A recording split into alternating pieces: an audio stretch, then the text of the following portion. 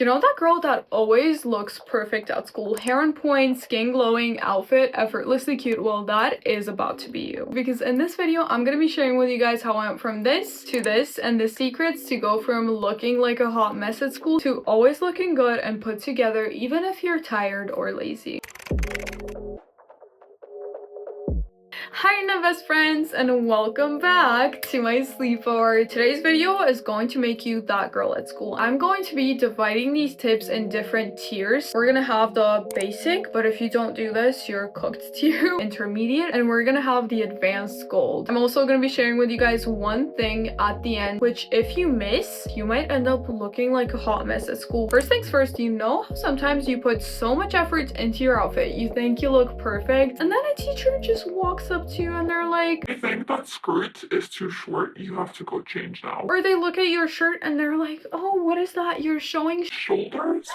Don't be distracting the boys over here. First of all, that makes me so mad. But basically, there have been so many times where I put so much effort into my outfits and then they decided to dress code me. And when you get dress coded, you get to wear probably the worst looking thing. I'm pretty sure that the people who dress code you even pick the dress code clothes to be so ugly on purpose because they're just evil in their heart. It's always these weird smelly sweatpants or that huge oversized but not in a cute way shirt. Honestly, it ruins your whole day. There was even a time in school when I actually left because I saw the dress code clothes. But please don't repeat after me because that is not the best thing to do. The best thing to do are a few things that I started doing to look pretty even if you get dress coded. So first things first, what I did was basically take a pair of pants that look good but I almost never wear together with a shirt that goes really well with them and just put that together and put it in my locker. Because then if I got dress coded, I always had this pretty go-to outfit that I could be like, okay, I'm just gonna go change now. I have jeans in my locker, I'm just gonna go put them on, and usually they would be fine with it. And that can also be really useful if you have some kind of emergency at school, like maybe you dropped something on yourself during lunch, or maybe it's that time of the month and now you have a completely cute outfit change to change into if something goes wrong. Something else that saves your life as well with this is the advanced emergency kit that I've had. This is not just wet wipes and pads emergency kit. I'm an overthinker, so I thought of every single thing that could go wrong. So this exact emergency kit that I have is going to be a lifesaver in any occasion and any emergency that you have at your school. So first things first, starting with a very basic item, which is gum in case you have bad breath. I also had a breath freshener spray and floss just in case I needed it. Now, something that most emergency kits don't have, but something that is going to be so beneficial is actually having clear nail polish. And it's not gonna be for your nails. You know those times when you're wearing tights and they get caught on your chair or something like that? It creates a tiny rip, but then that rip just expands throughout your whole leg in the span of an hour. In order to prevent that from happening, you can just take some clear nail polish and line the rip with it as much as you can. That's gonna make it stay in place and that's gonna keep you looking perfect at school. I would have a razor in case I realized I forgot to shave my legs that day or I forgot to shave my armpits. That's gonna save you from walking around like a penguin because you realized you forgot to shave that day, which honestly happens more often than you think. And I know some schools might not allow it, so just make sure that your school allows you to have it. The next one, a basic one, wet wipes, and something that should be essential in every single emergency kit is a tiny deodorant and a tiny perfume. Also put in a lip balm just in case you forget yours, and also make sure to get a tester concealer, a baby mascara. Don't break your bank on this, just get the ones that aren't expensive but basically get the job done. My favorite one if you want an affordable concealer is actually the Essence Multitask Concealer. I love it so much because it's a little hydrating so it doesn't go flaky on my skin. And for mascara, just get a small cheap one that you can get together with an angled brush. The reason why is that any makeup emergency can be prevented by mascara and concealer. If you've maybe gotten really upset over getting a bad grade on a test, or you found out that your crush likes someone else at school and you cried in the bathroom and now you have your eyes just looking like a raccoon, you're gonna go to your emergency kit, take out the wet wipes, wipe this part, reapply concealer, and then you're gonna take your angled brush, dip it into the mascara, apply that as eyeliner, and after that just apply mascara as normal. The amount of times this has saved me, even when I've just ran a little too hard during a fitness class and my mascara just ran onto my under eyes. And the last one from the basic, but if you don't have this, you're cooked category. To make it easier for you to choose your outfit if you're just really stuck and you don't really have much time to choose it, is something that you can do, which is banking your outfits. You're gonna take a picture of every single outfit that you think has looked good, that you think has slayed, the ones that you've worn outside of school and the ones that you've also worn to school, because people usually don't really pay that much attention to remember every single outfit. So if you kind of outfit repeat a little bit, it's gonna be okay. But usually just taking what you haven't worn to school and putting that in your outfit bank folder on your phone, just full of outfit pictures that you've done before that you really loved, and then putting together the same outfit for going to school that day, that's gonna save you so much. I actually use that. But moving into the intermediate category, the first thing that I'm gonna say is going to be building off of the previous tip that I gave you guys, which is imagine that you've slept through your alarm, you wake up late, you have 20 minutes to get ready to go to school. You're basically set up to look horrible that day. But what can save you so much is having a go-to simple outfit that you can whip out whenever you have absolutely no time to get dressed in the morning. And this is a little different from the outfit bank, because the outfit bank has more like elaborate outfits, the ones with accessories, the ones that might even take some more time. So this outfit, it has to be something very simple, something like a hoodie that like goes halfway to your thigh, and then some leggings with cute boots, or maybe even some really cute white t-shirt, blue jean combination, or even just a pastel pink hoodie with blue jeans. You know your style the best. Something that is incredibly easy to put on in a split second if you have to get dressed like this, something that you could choose and something that would still make you look good. Just having that combination laying separately in your closet. And I'm also going to be sharing with you guys in a little bit a 10-minute makeup look that doesn't take up too much of your time but hits every single important area that you need to look stunning at school. But similar to this tip is a problem that a lot of you may face, which is imagine you wake up, you have your outfit, everything is perfect, but your hair just looks horrible. There's no way you can leave it as it is and look good at school. You're having a bad hair day.